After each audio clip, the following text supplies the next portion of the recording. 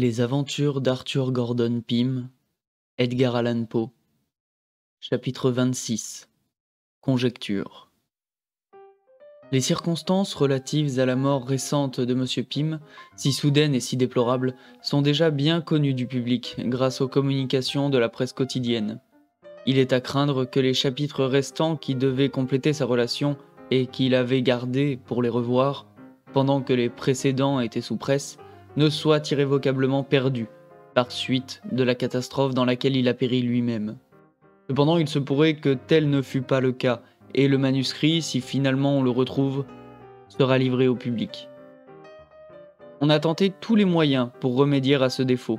Le gentleman dont le nom est cité dans la préface et qu'on aurait supposé capable, d'après ce qui y est dit de lui, de combler la lacune, a décliné cette tâche, et cela pour des raisons suffisantes tirées de l'inexactitude générale des détails à lui communiquer et de sa défiance relativement à l'absolue vérité des dernières parties du récit.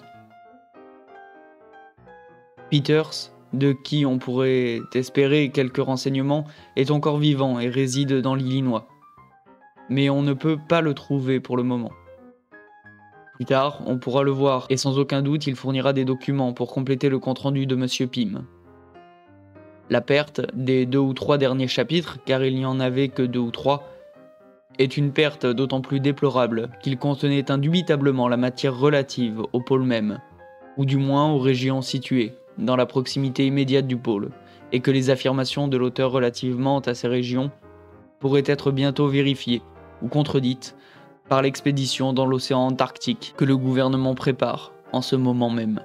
Il y a un point de la relation sur lequel il est bon de présenter quelques observations, et ce sera pour l'auteur de cet appendice un plaisir très vif, si ces réflexions ont pour résultat de donner un certain crédit aux très singulières pages récemment publiées. Nous voulons parler des gouffres découverts dans l'île de Tsalal et de l'ensemble des figures comprises dans le chapitre 23.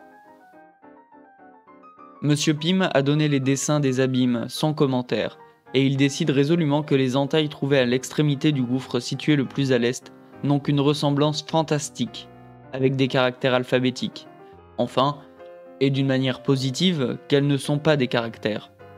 Cette assertion est faite d'une manière si simple et soutenue par une sorte de démonstration si concluante, c'est-à-dire l'adaptation des fragments trouvés dans la poussière dont les saillies remplissaient exactement les entailles du mur, que nous sommes forcés de croire l'écrivain de bonne foi, et aucun lecteur raisonnable ne supposera qu'il en soit autrement. Mais comme les faits relatifs à toutes les figures sont des plus singuliers, particulièrement quand on les rapproche de certains détails dans le corps du récit, nous ferons peut-être bien de toucher quelques mots de l'ensemble de ces faits, et cela nous paraît d'autant plus à propos que les faits en question ont, sans aucun doute, échappé à l'attention de M. Poe. Ainsi, les figures 1, 2, 3, 4 et 5, quand on les joint l'une à l'autre, dans l'ordre précis suivant lequel se présentent les gouffres eux-mêmes, et quand on les débarrasse des petits embranchements latéraux ou galeries voûtées, qui, on se le rappelle, servaient simplement de moyen de communication entre les galeries principales et étaient d'un caractère totalement différent, constituent un mot racine éthiopien. La racine, ou être ténébreux, d'où viennent tous les dérivés ayant trait à l'ombre et aux ténèbres. Quant à l'entaille placée à gauche et le plus au nord, dans la figure 4, il est plus que probable que l'opinion de Peters était bonne, et que son apparence hiéroglyphique était véritablement l'ouvrage de l'art, et une représentation intentionnelle de la force humaine. Le lecteur a le dessin sous les yeux, il saisira ou ne saisira pas la ressemblance indiquée, mais la suite des entailles fournit une forte confirmation de l'idée de Peters. La rangée supérieure est évidemment le mot racine arabe, ou être blanc, d'où tous les dérivés ayant trait à l'éclat et à la blancheur. La rangée inférieure n'est pas aussi nette ni aussi facile à saisir. Les caractères sont quelque peu cassés et disjoints. Néanmoins, il n'y a pas à douter que, dans leur état parfait, ils ne formassent complètement le mot égyptien ou la région du Sud. On remarquera que ces interprétations confirment l'opinion de Peters relativement à la figure située le plus au nord. Le bras est étendu vers le sud. De telles conclusions ouvrent un vaste champ aux rêveries et aux conjectures les plus excitantes. Peut-être doit-on les rapprocher de quelques-uns des Peut-être doit-on les rapprocher de quelques-uns des incidents du récit qui sont le plus faiblement indiqués. Quoique la chaîne des rapports ne saute pas aux yeux, elle est bien complète. Tekelili était le cri des naturels de Tsalal, épouvanté à la vue du cadavre de l'animal blanc ramassé en mer. Tekelili était aussi une exclamation de terreur du captif tsalalien au contact des objets blancs appartenant à Monsieur Pym.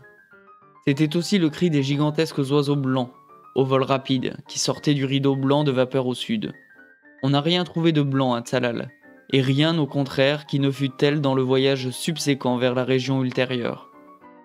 Il ne serait pas impossible que Tsalal, le nom de l'île aux abîmes, soumise à une minutieuse analyse philologique, ne trahît quelque parenté avec les gouffres alphabétiques, ou quelque rapport avec les caractères éthiopiens, si mystérieusement façonnés par leur sinuosité.